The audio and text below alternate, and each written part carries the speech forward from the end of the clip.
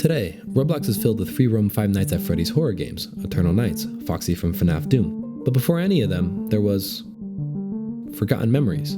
Garnering a little over 30,000 CCU on release, millions of views on YouTube, over 100 million plays, 1 million favorites, and maintaining a high 93% like rating, after a little over a year, the game seemed to have disappeared. Was it a lack of updates? Maybe a lack of communication? Drama behind the scenes? Hi, my name is Mick Rockin' Nuggets. I was the lead director and sole programmer of Forgotten Memories, as well as one of 3 co-owners of Cubics Games. Recently, my contributions, my work, and my access has been removed by the 2 other co-owners. My name scrubbed off the game's credits. Ownership of the group quietly moved from an agreed upon group holder account accessible by all of us to the account of just one of them. My revenue share of over 55% completely wiped with no compensation, kicked from the community Discord server, blocked by the Discord account, and shut out completely from a project I started. This is a comprehensive analysis and deep dive into the real ownership of Forgotten Memories, the real history, and an examination of how 2 co-owners removed me from a project I helped create, while continuing to profit from my work. This is my story.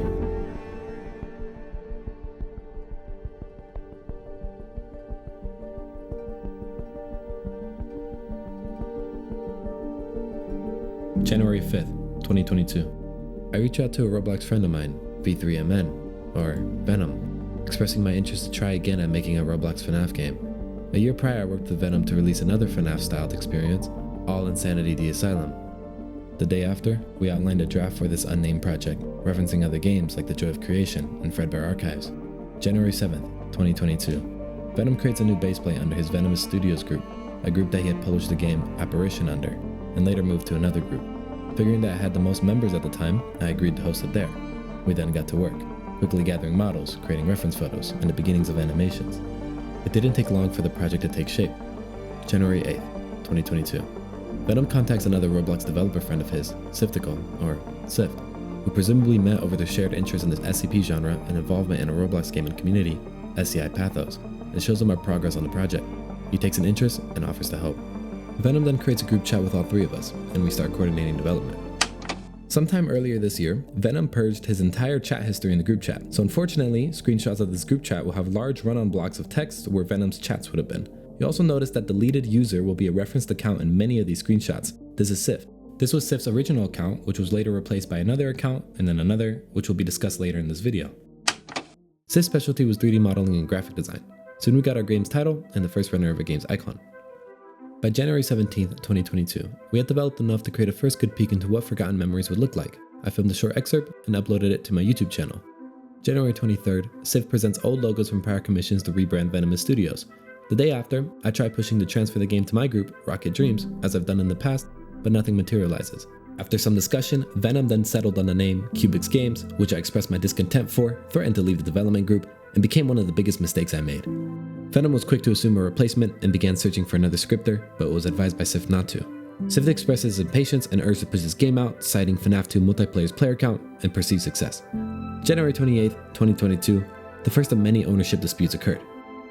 Over the next few months, development progressed. The scope of the game was large, 5 nights each progressing in difficulty and introducing a new animatronic with new behavior, cutscenes needed to be animated, voice lines needed to be recorded, and the lobby needed to be made, much was needed to be done. By March 10th, 2022, discontent with the speed of the game's progress came to a boiling point and led to yet another confrontation between Venom and myself over the ownership of the game, where more threats to hire another scripter or replace me were made. April 22nd, 2022, Venom states that he intends to publish other projects that he has been working on under the same group and manage revenue splits himself, citing that it will bring free advertising. I posed this idea. At the time, Roblox had yet to introduce a way to split revenue profits per experience listed under a group. Only could revenue splits be made for the entire group's earnings, including sales that weren't game-related, like t-shirts. May 19th, 2022, Sif gets his first main Discord account compromised and has to be removed from the group and replaced by another account of his, which later gets compromised and deleted, hence the deleted user. May 20th, 2022, Venom and I have another argument regarding the progress of development and his recent absence. May 24th, 2022. I yet again criticize Venom over his absence in development and involvement in other projects with a recent release of another game of his during the development of Forgotten Memories. June 5th, 2022, a TikTok uploaded by a longtime user and follower of the game in our Discord community, SVP or Captain DNA on TikTok, starts to gain traction and my 2 other co-owners start to notice. With newfound and growing attention, both Sift and Venom start to engage heavily with the community and reignite development. I was critical of the sudden switch in behavior and criticized their focus on other projects in the prior months. For the following weeks, development started to gain momentum, but now without its hiccups and arguments over the same points concerning hiring new people, working on other games, etc. What's important is that we are finally making strides from a 3-month standstill. Now we were storyboarding, writing voice lines, commissioning an animator, it's Gabriel on Roblox, and everything else. July 10th, 2022. The second of Sif's Discord accounts gets compromised and later deleted. For a short period, his alternate account, which is still active today, was invited to the group chat. August 31st, 2022. Venom's main Discord account was briefly compromised and replaced with an alternate account, V4, where ownership of the group chat was then transferred to Sift. The reason I've taken time to mention these accounts is to document their account records and validate any messages from these accounts or future references going forward. October 1st, 2022.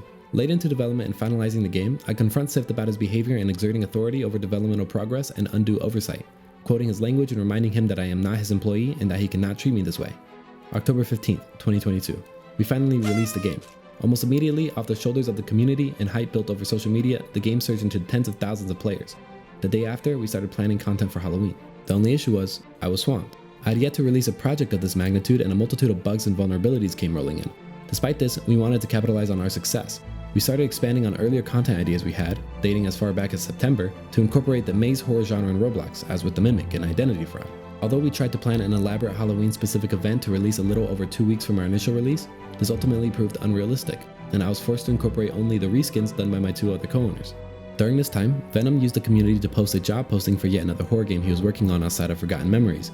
He also wanted to push for more monetization, citing a crate system, a VIP role, and spins, as well as hiring another scripter to fulfill these goals. I quickly shut down this idea, quoting that we need to start building a map for the maze mode content we had planned and weekly skins for our main characters. October 30th, 2022.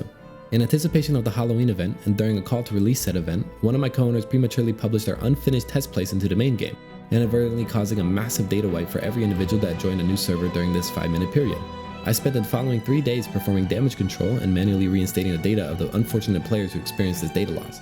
The day after, Sift goes on a rant stating that the game is dying, that CCU has dropped substantially and we need a good spike. Despite the initial developmental cycle taking almost 10 months, content plans were being made within the matter of just a few weeks. To accommodate this expansion, my co-owners and even our animator pushed to bring more people onto the development team. I was staunchly against this, quoting that I was against this model of updating constantly and hyper-focusing on our player count decline. I asserted that since we have a large fan base that enjoys a quality game, they will respond accordingly when we update, and when the updates are ready. He agreed that he doesn't want any new scripters, but that for this game to scale, we will need new scripters eventually. I countered and said that I wanted to make this entire game myself. December 28th, 2022. Despite planning Maze Mode to be our next content update in our timeline, Sift and Venom wanted to hire another development team to work on Chapter 2, which we had barely planned for, so I shut this down. January 24th, 2023. I yet again confront Sift about his undue oversight over my activity and developmental progress. I share, as I've done before, that I am busy and that my days have been cluttered with work. February 2nd, 2023. Unbeknownst nor disclosed to me, Sift starts a Discord server subscription service for our community, promising in-game benefits like badges and beta testing. I quickly warned about the legal complications with making promises that 1, weren't disclosed to me, and 2, I wasn't sure was possible since I wasn't familiar with Discord's API and what information I could automate. 2 days later, both Sift and Venom pressure over hiring another scripter because of my recent inactivity, quoting that he has buddies that would finish this within a month and that he's getting the job done. This led to yet another ownership dispute where I once again reminded them that while I'm in university, I'm not going to be consistent. Sift says that money turned me soft and that I'm dropping the project. They then unilaterally decide to hire another scripter and add him to the group chat. A few weeks later, Venom starts talking boldly to me about development and eventually blocks me for a short period of time. See, Venom wasn't just a developer friend I met off of Roblox. He was someone I helped introduce Roblox Studio to and everything that came with it, building, scripting, etc. His first full-fledged game was made with me, so this switch in behavior marked a deterioration in our friendship and will be important later in this video. Sift mentions how he has been covering commissions recently for people who have been contributing to the game. I asked about these developers, as they hadn't been disclosed to me, and established that all 3 of us should be taking turns on paying for these commissions. February 19th, 2023. Sift urgently asked to conduct a voice call, for which I asked what the occasion was, as I was not home. He explains a new scripter we brought on board when it discovered lines within the codebase that would delete the scripts within the game depending on whether I was removed from the Cubist Games group.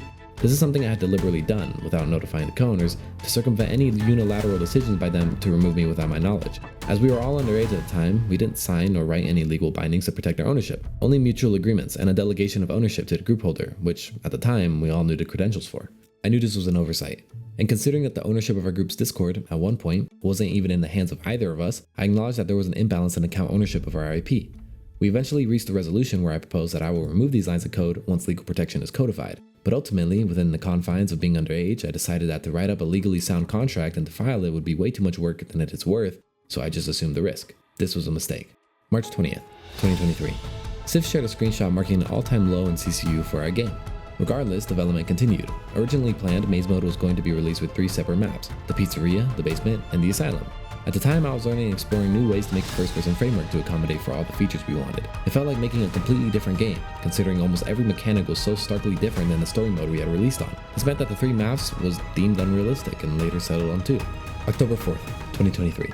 Sif's main and currently active Discord was added to the group chat. See, during this late period of development, there seemed to be a lot of recurring issues of exploiters and cheaters in our game. Players were able to get a hold of admin panels and scripts were seemingly appearing out of nowhere, so I look into this. October 10th, 2023. I privately messaged Sift, notifying him of malicious code committed by Venom into the main game. He brushes it off and says to confront him about it. I then messaged Venom through the group chat asking about any recent updates he has made and whether he has given access to his account to another individual. He denies both of these allegations, quoting that he hasn't touched the game in over a month. I follow up with screenshots of his September 9th commit, and yet he still denies any involvement. October 29th, 2023. In tandem with the release of the official first Five Nights at Freddy's movie, our game sees a spike in CCU and Sif pressures to drop the update soon. The Maze Mode, or later dubbed as Memory Lane, was in its QA testing stage at the time, and I was busy fixing bugs, communicating with testers, and applying final touches, like secondary jump scares. Rushing to finish, Sif pressures to release on Halloween around 5 PM EST, and I reluctantly agree.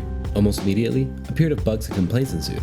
I hastily worked to pump out patches for issues like players not being able to receive the Taser dev product, mobile players being unable to interact with the UI, the animatronics getting stuck, wonky behavior with player avatars, etc. Releasing on a Monday also meant that I had to pause bug fixes during the evening because of a class I had to attend. This was yet another release-induced headache as with Chapter 1. November 1st, 2023. Sift reveals information about a private conversation between Venom and himself over hiring yet another scripter, delegating him to work on Chapter 2 and isolating my work strictly to the Maze Mode. Sif quotes that as we keep getting bigger, content demand gets bigger and that requires another scripter. I counter and say that I make games for fun, as a hobby, and I don't want to expand it outside of my control, as it has been a passion project. He then reveals that Venom had already given studio access to the scripter, who has already been looking over my scripts. I criticize this, questioning how they can just give someone access to everything like that, referencing our prior struggles with importing malicious code and exploiters. November 3rd, 2023. Sif proposes a new revenue split to reduce my share from 60% to 50% to accommodate a 10% increase on his share, as he believes that he deserves more, quoting that he does UI, builds, model, textures, managing, and lore, and also comments that Venom only does building. I counter and then ask why he's taken away from my percentage as opposed to Venom, asserting that I spend twice the amount of time on development, given the nature of writing, maintaining, fixing code, and everything else. He quotes that me and you both know that his V3 isn't going to remove any of his. I then settle on reducing my share to 55%, stating that he can get the other 5% from Venom, and not to bring anyone else onto the core team, since I want to lead and direct Chapter 2. From this point on, what's important to take away is the lack of, if not completely absent, direct communication between Venom and myself. Whether that be through DMs or the group chat, you'll find that the bulk of messages will primarily be between me and Sif, with Venom reappearing only every once in a while, either to mock progress or to notify me of decisions made without my notice. The day after, Sif shares a screenshot of the current game CCU, marking yet another successful release. We also participate in a group voice call to plan further content updates, like the Asylum. We share references to other projects documenting puzzles like Resident Evil 2, Resident Evil 4, etc. January 24th, 2024. Sift messages me about a scripting opportunity for a friend of his offering USD and a percentage of the game's profits. I insist that I am loyal to Forgotten Memories and I was in the position to be doubling my work, especially being in college. Months go by and development felt slow, similar to last year's development cycle and the year before that. Eager to see progress, Sift pushes to bring another scripter on board, and I agree. He then creates group chats for each one of them where I eventually land on a person named the Box Room. I explain that I want him to work on Chapter 2 while I finish up the Asylum. I also outlined a framework to address many of the recurring issues I've had with scaling this game and working with nearly 2-year-old code. Citing existing frameworks like Knit and React, I wanted to rewrite the codebase to reflect my current knowledge and better the game's foundation. This ended up being a much larger task than I first imagined. May 28th, 2024, I offered to pay some of the more expensive commissions, that being animations, as I've done before. June 18th, 2024. Sift and Venom both propose another plan to improve monetization by increasing prices of existing game passes or introducing spins, which I make fun of. Although meant to work in the Asylum, for the past few weeks I ended up helping Boxroom flesh out the framework, improving optimization, adding security, etc. July 16th, 2024. Venom's Discord account gets compromised again, and the perpetrators use his account to grant everyone in the server the administrator role. Here I also learned that Sift had transferred his ownership of the Discord server back to Venom, where Venom then transferred it back to Jordan, the one who originally was compromised earlier in this video. I then demand once again that the co-owners transfer me ownership, citing their long history of compromised accounts. They agree and state that they've told Jordan to transfer ownership, but nothing materializes. Yet again. August 28th rolls around and the Asylum still isn't ready. I quote that I'm trying to hit October for release, but behind the scenes the framework has been incredibly time consuming. Despite bringing on this new scripter to help write it, he became inactive in early July. Reading, researching, and writing upwards of 20k plus lines of code for both front-end and back-end functionalities left little room for me to work on the Asylum, nor did I want to. With the ongoing development of this framework, I no longer wanted to work with the dated code of the prior maze maps. Therefore, I put all my effort into writing this framework so I can adapt it into this new Asylum map. Deep into the first semester of my last year of college, development slowed once again. Sif took notice and asked why the update hasn't been released, where I explained that I'm attempting to work with my university administrators to assign this game as a valid capstone project for my graduation. Loaded with work and studies, I completely stopped development for a few months, where I then picked it back up at the start of the next semester, or in January 2025. February 14th, 2025. Sif notifies me that he and Venom have decided to bring back the other scripter that we had originally hired back in 2023. For 10% of my revenue share. See, this first scripter that we brought on board left shortly after a period of inactivity, quoting that he's starting a new job soon and that he'd have to leave the team anyways. He then states that I haven't been working on the game, citing a deprecated API endpoint, which I disprove.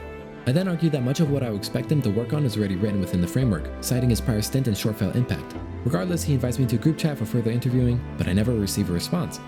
March 8th, 2025, I propose a plan to improve progress going forward, outlining compartmentalization of responsibilities and sticking strictly to contractors till the work and relationship is satisfactory enough to pursue a partnership. He agrees and presents a list of candidates which I thoroughly screen and eventually land on an individual named Fayu. I go through an extensive interviewing process, having him work on the puzzle for the Asylum, but ultimately deciding to pursue another option, thoroughly explaining concerns and issues I found with the submitted product. March 9th. The day after I schemed with Sift about the new developmental plan, Venom privately DMs me asking if I need his help, quoting that evidently something isn't working. I inform him that I've talked with Sift about bringing someone along, but he quotes that he wants to contribute, scripting-wise. Hesitant, I go over a few questions and ultimately decide that I would rather bring someone with more knowledge and experience. May 9th, 2025. Venom tags me in the group chat detailing an undisclosed plan to completely remove me from development and dilute my revenue share to 15%, quoting Forgotten Memories isn't going anywhere and that progress has been lackluster, and that I clearly don't have much left in the tank as a developer.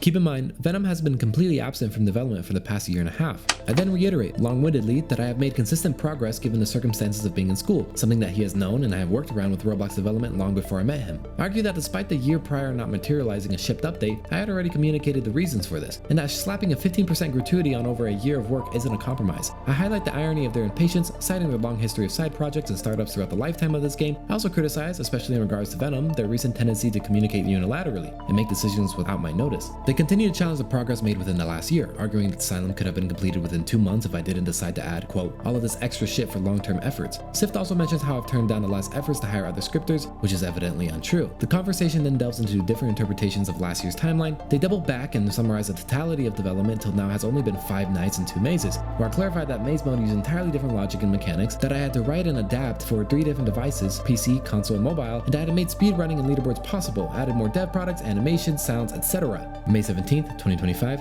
Sif notifies me of another plan discussed between Venom and himself over hiring a separate set of scripters for 10% of revenue share to work on a separate maze mode map, chapter 1 bug fixes, and a PvP mode we had floated around for years. This would allow for me to continue working on the framework for the Asylum in chapter 2. He invites me to the group chat and I begin interviewing 2 scripters they had already assigned. Adjacent to this, we begin extensively fleshing out this PvP mode, later known as the DBD project. I write a fleshed out game design document and Sif begins to design several elements of the UI and delegating commissions for several assets, which I pay for. May 26th, after some discussion, one of the scripters in the initial team was selectively removed by me and replaced by another scripter I screened for. Wanting to centralize and keep logic consistent amongst teams, I shared a current but unfinished version of the framework I had been writing for a little over a year and they began to work. June 21st, 2025, one of the scripters from the other development team sends in a message in the group chat notifying us of their chosen departure for the project, quoting issues with adapting with the framework and personal preferences, time zone difference, and the potential return of investment on the project. The day after, I notify Sif that I intend to push the prior development timeline further back to accommodate a larger workload, following an unsuccessful attempt in finding a partner scripter to work alongside me, outlining dates for small scale and large scale testing, as well as an ideal early August release, assuming nothing pops up.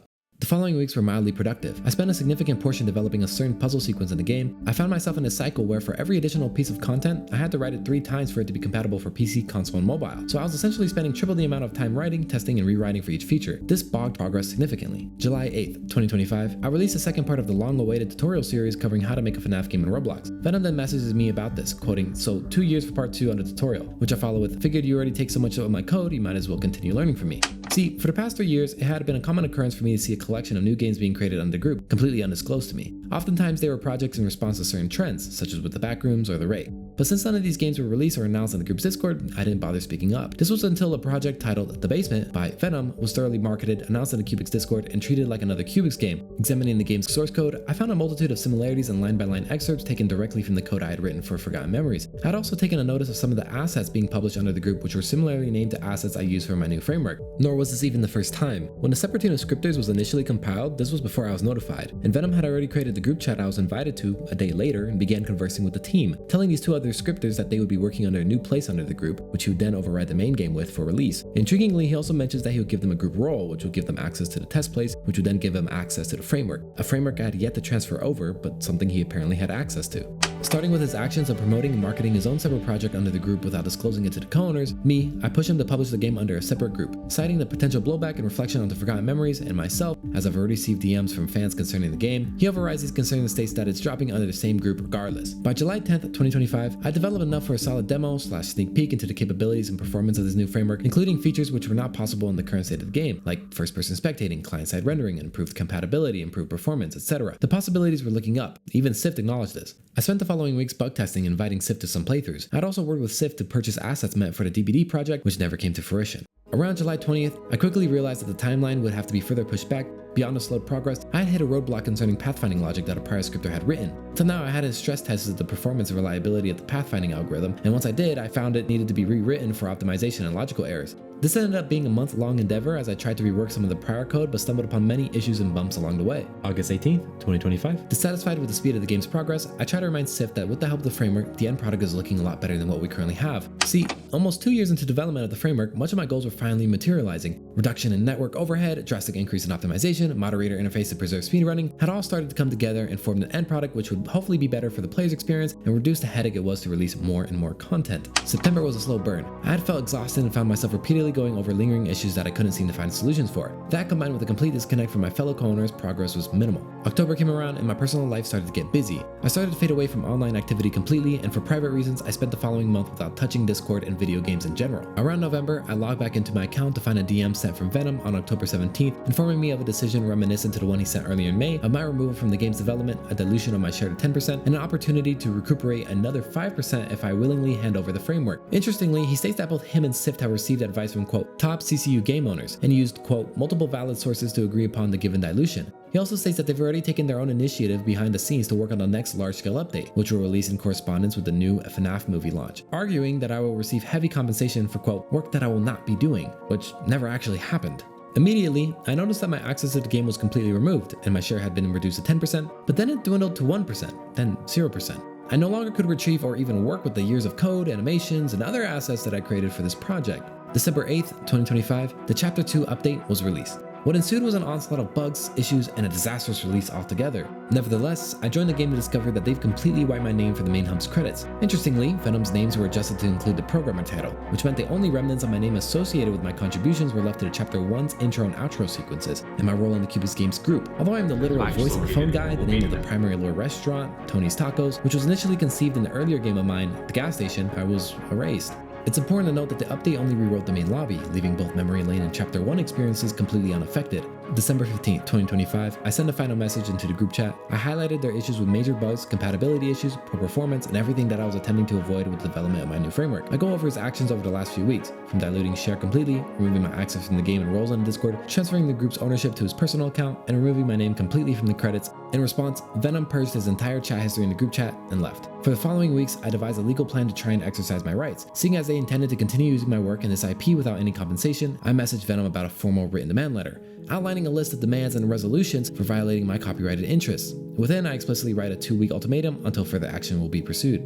The response: I was blocked by his personal Discord and banned from the Cubics Games Discord altogether. I then partnered with a law firm specializing in IP and copyright disputes to write up another but thoroughly comprehensive legal demand letter, outlining a multitude of violations and a breach of agreement. I had this letter directed towards one of Sift's email addresses and then received this response. They acknowledged the email but completely denied the allegations, citing prolonged non-performance, extended non-communication, and internal risk management concerns. They also asserted that I don't hold exclusive ownership or revenue rights, and that they will not restore access, participation, or revenue. It was also around this time when Venom and Sift both removed me as a friend on Roblox and finally demoted me in the group.